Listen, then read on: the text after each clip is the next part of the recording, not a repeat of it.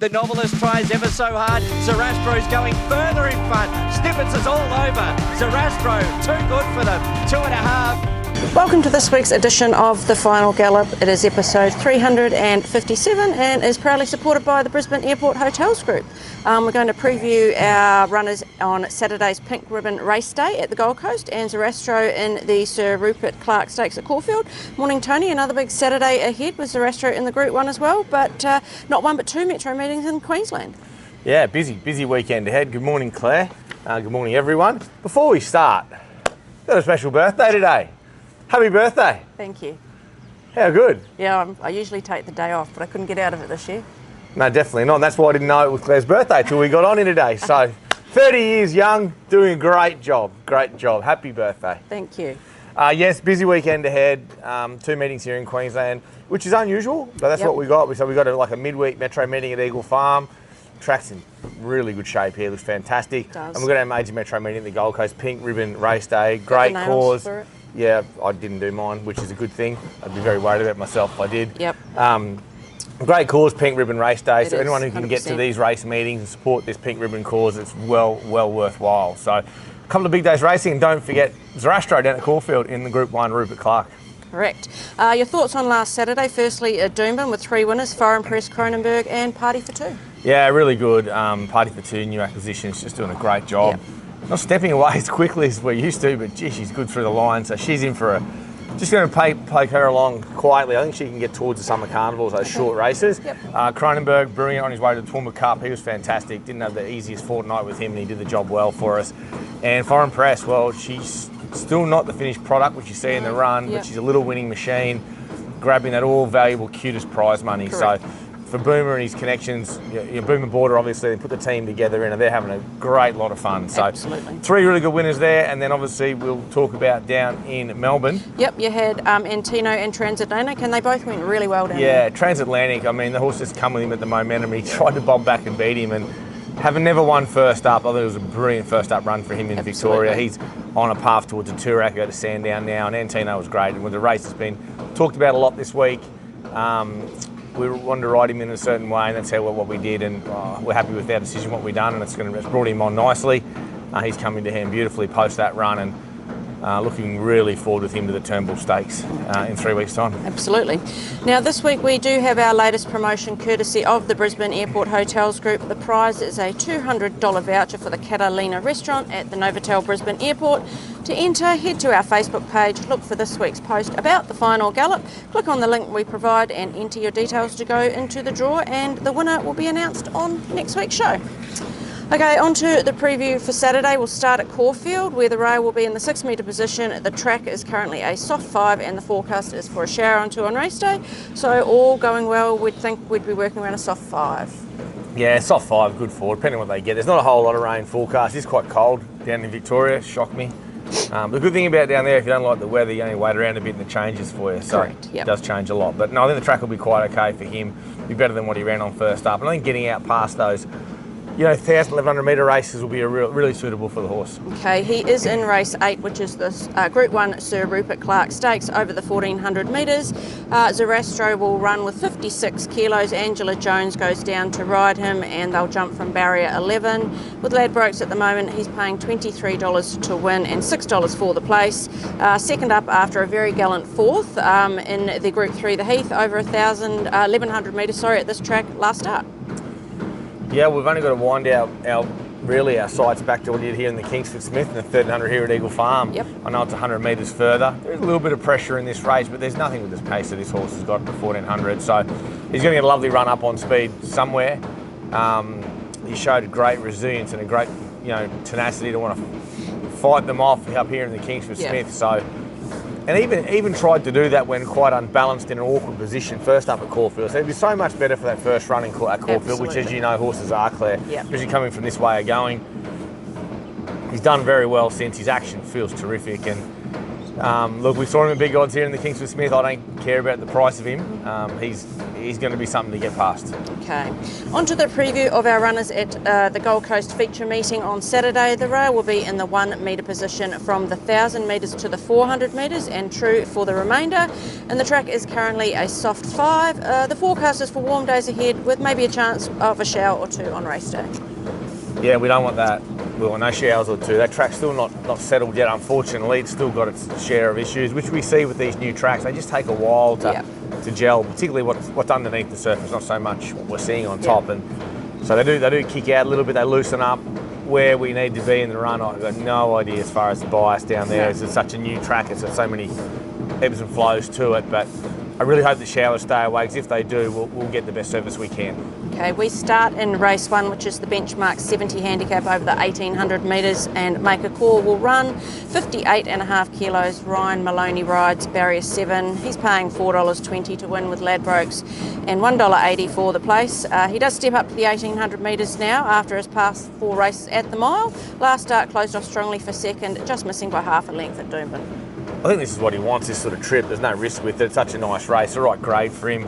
Maloney knows him well. He's won the 2 on him this time in, so 1 in the stewards room and one on the track. Still 2 wins, so the 2 more than he'd achieved elsewhere, that's for sure. So I think it's the right race for him. He ran well. He was a little bit unlucky behind the stablemate the other day, exceed speed.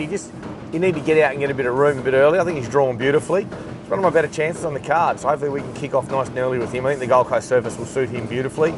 Just sit a bit deeper in the run and make our run. But no, I think he'll run very well. Okay, we go to race 5 next, so you'll get a bit of a chance to see how the track is playing, and that is the benchmark 70 handicap over the 1,400 metres. Voracious will run. He'll carry 59.5 kilos. Ryan Maloney rides barrier 7. He's paying $4.60 to win and $1.90 for the place. He is second up on Saturday, widened the run first up and a little bit playing late. Did win second up for us last prep over the same distance. He's not far away. He's improved a lot. He got caught 3 wide. He did have cover first up, but he wasn't fit enough to be covering any extra ground. He's made really good headway off that first up run. There's a bit of pressure here, but Ryan will just have him wherever he wants in the first 4 or 5, isn't he? He's not a one-trick pony, this horse, but whether he's quite there yet or he needs this one to get to his top, I suggest he's made really, really good improvement from his first run. He's big top 3 hope. Okay. Race 6 is the benchmark 85 handicap over 1,300 metres. Warby is in this with 60.5 kilos. Ryan Maloney rides him as well, and barrier 13. With Ladbrokes, he's paying $9.50 to win and $2.90 for the place. Strong late for third, first up over the 1,200. There's 3 wins from 6 second up, and will appreciate the rise in distance. Yeah, he will, and Pug knows him well.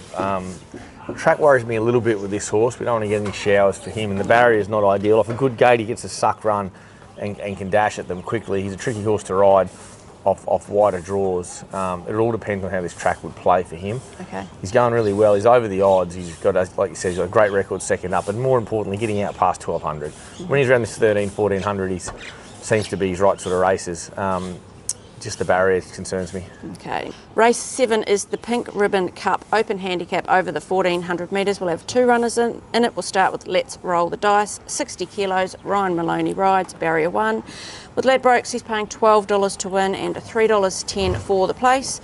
He is having our first run for our stable. Hasn't raced for 15 months, but does have a good base under him, including 2 trials and a jump out. Really nice horse. Just going to need the run, definitely. He's a big horse. He's gross. I've given him, like I said, the 3 hit-outs, but still haven't tightened him up enough yet. So he'll be sort of in the second half of the field, just minding his own business, and just want to see him closing off with a viewpoint to further races. Okay, and the other runner we have in it is Amur, who's our friend over here eating his breakfast.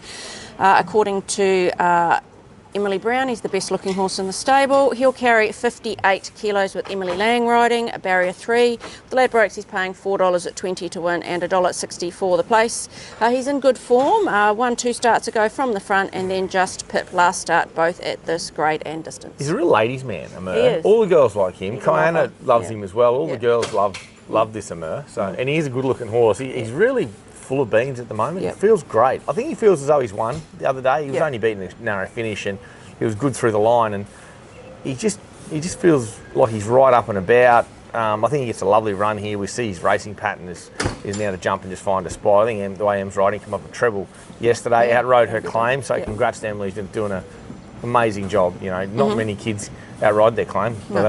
That's their goal. Yeah. And she's still got this season to spare. So she's done a terrific job. She'll suit him. He'll race on speed somewhere and be given every chance. I think he's found the right race for himself. So he's on top out of the two? Yeah, definitely, yeah. Okay. Race 8 is the Class 4 plate over the 1200 metres. We have 2 runners in this one as well. We'll start with Gospel Girl, who'll carry 56.5 kilos, with Emily Lang's 1.5 kilo claim, barrier at 15. With Ladbrokes, she's paying $4.40 to win and $1.85 for the place. She's flying for Emily at the moment. 2 wins at Eagle Farm over 1200, then just Blowers late last start, but we'll need a bit of luck from the barrier. Yeah, she will. The wide draws aren't helping. She drew wide the other day, and I don't think that really cost her. I'll just clarify Emily's claim too. Obviously, she outrode that claim yesterday, but because the fields have been out and notified for Saturday, she actually gets the claim again all Saturday. So after Saturday, there's no more claim, but she certainly outrode it. So the barrier concerns me, just where we get in the run. If I had some idea how the track would play, if I thought it was cutting out inside and didn't matter if we were a bit deep, then it's a perfect race for her. These plate races are normally run by the horse that gets in the best at ratings, and she certainly does that. It's just a matter of they have to obtain the right run then. Just about her obtaining that right run is the concern, but she couldn't be racing any better. Okay, the other runner we have in there is Surprise Honey, 56.5 kilos. Ryan Maloney rides, barrier 7, and Surprise Honey is paying $5.50 to win and $2.10 for the place. After a couple of placings to start her prep, she hit her straps last start with a strong win at Ipswich over the 1100 metres. Talk about horses in good form, so she. Track record, I think, the other day, or class record, flew at Ipswich, blinkers on first time, stepping up now to 1200, ideal for her, ran brilliant time. I think it was at Doomben last year at 1200 when she won. So she's got the right gait, there's pressure in it, she can just camp on the back of that pressure and she'll sprint quick. Pug's the right rider for her, he'll ride her well. The barrier tips me to her. Okay. The Gospel Girl, she couldn't be, took an effort from her about to explode you don't normally see to beat her the other day. So she's going well as also. So I got two really good chances. I just got to toss about with Gospel Girl where we think she'll get in from that gate. Okay. Race 9 is the Benchmark 85, handicap over 1,000 metres. Simbu runs 55 kilos with Emily Lang's 1.5 kilo claim, jumping from barrier 9. He's paying $5.50 to win and $2.10 for the place with Ladbrokes. Such a consistent gelding, has been in the placings his last 5 starts for 1 wins. Last time out he was only a length off party for 2, for 3rd over this trip, and that horse has gone on to win again. Yeah, he was good that day. At a track he doesn't normally race well at, which is Eagle Farm. Emily owes him a good ride. She rode him Ipswich terribly, so I think she will ride him well and suit him well. Barrier 9 is a concern at the 1,000. It's an awful start at the 1,000. He's not long off onto that corner. But he's a quick horse. He can get out and be anywhere. He's not a one-trick pony. He doesn't have to lead. He can be just behind them, and he's got a good finish on him. So if that track is cutting up a little bit, we can get into the right sort of spot and hit the line. It's his right grade. The market tells us that.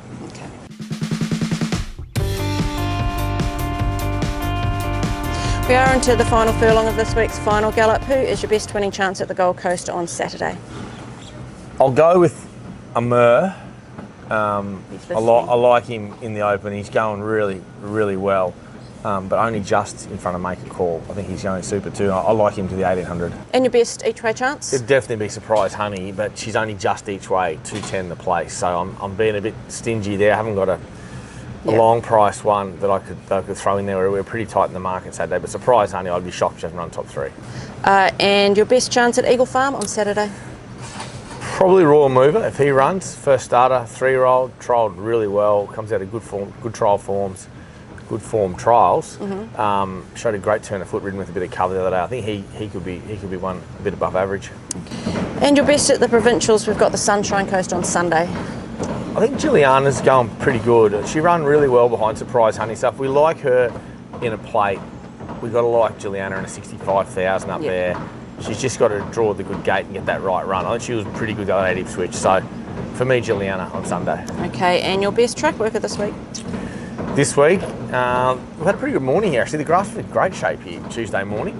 But I couldn't go past Zarastro's sectionals from down at Crampton. He was terrific. His action great, his stride length's good. And So he's right there, and I thought here Amur was terrific. He's really up and about, and Surprise Honey, very, very sharp. Gospel Girl worked with Arisphere. Arisphere will go around next Wednesday. She's one to follow. Both Gospel Girl and her were great together as well. Okay. Now it is time for Cav's Corner, which is supported by the Brisbane Airport Hotels Group. He just missed 3 weeks in a row of winning multis last week with his second leg Queen Air. The place didn't run a place, so he missed out. He was a bit unlucky because she was in behind him and she got a fair bit of kickback and pulled up with a pretty ordinary black eye. She closed good through the line. She did. People who've been watching her 2 runs back, I wouldn't be getting off her going to the Toowoomba Cup Saturday week. Okay, well, let's see what he's got for us this week. Welcome to Cav's Corner for this week. Back to the old one leg last week. Anyway, this week we'll go Amur a win into Surprise Honey a place at the Gold Coast, the Metro meeting. Cheers. So he's gone Amur a win, no pressure, into Surprise Honey a place. Yeah, well, it's not bad. I wouldn't place just to be safe.